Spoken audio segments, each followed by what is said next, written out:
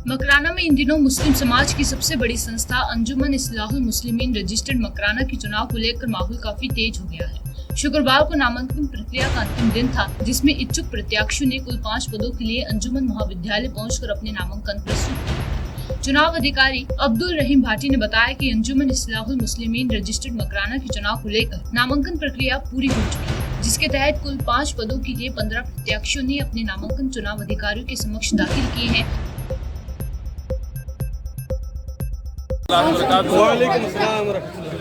आप सभी हजरात का मैं दिल की गहराइयों से शुक्रिया अदा करूंगा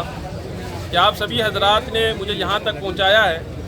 और जिस मकसद के लिए पहुँचाया है, उम्मीद करता हूँ कि हम सब मिलकर उस मकसद को पूरा करने की कोशिश करेंगे इंशाअल्लाह। और आप सभी हजरात ने जो इस कौम की खिदमत के लिए और मुआशरे की इस्लाह के लिए जो अपना वक्त निकाला, यहाँ तशरीफ़ लेकर आए, इस दौरान जिसको भी तकलीफ़ हुई होगी तो मैं दिल की गहराइयों से माफ़ी मांगता हूँ और आप सभी हजरात की उस तकलीफ़ के लिए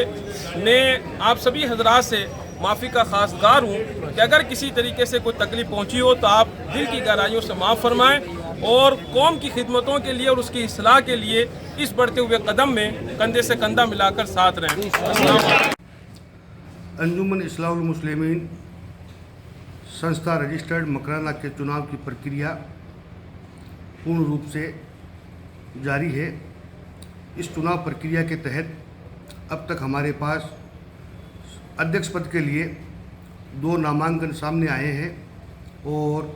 इन दोनों नामांकनों के तहत इस पद के लिए 2 उम्मीदवारों ने अपने अपने नामांकन प्रस्तुत किए। इससे स्पष्ट हो गया कि अध्यक्ष पद पर सीधा मुकाबला होना है। इसी प्रकार सचिव पद के लिए 2 नामांकन हमारे सामने आए हैं। इस पद के लिए भी सीधा मुकाबला 2 उम्मीदवारों के मध्य होगा, जबकि सचिव पद के लिए 4 लोगों ने अपने नाम निर्देशन पत्र प्रस्तुत किए हैं। इसी प्रकार हमारे समक्ष उपाध्यक्ष पद के लिए 3 उम्मीदवारों ने अपनी दावेदारी पेश की है, जबकि कोषाध्यक्ष पद के लिए 4 उम्मीदवारों ने अपने नाम निर्देशन पत्र प्रस्तुत किए गए हैं। बताना ये भी चाहते हैं कि अध्यक्ष पद के लिए मोहम्मद अशफाक रांदड़, सैयद अली चौहान में सीधा मुकाबला है। सचिव पद के लिए रफ़ीक अहमद गौड़ तथा अब्दुल करीम सिसोदिया के मध्य सीधा मुकाबला होना है, जबकि सचिव पद के लिए मोहम्मद नफ़ीस सिसोदिया, अब्दुल अजीज़ गहलोत, मोहम्मद आबिद गैसावत, इरशाद आलम चौधरी ने नाम निर्देशन पत्र हमारे समक्ष प्रस्तुत किए गए हैं।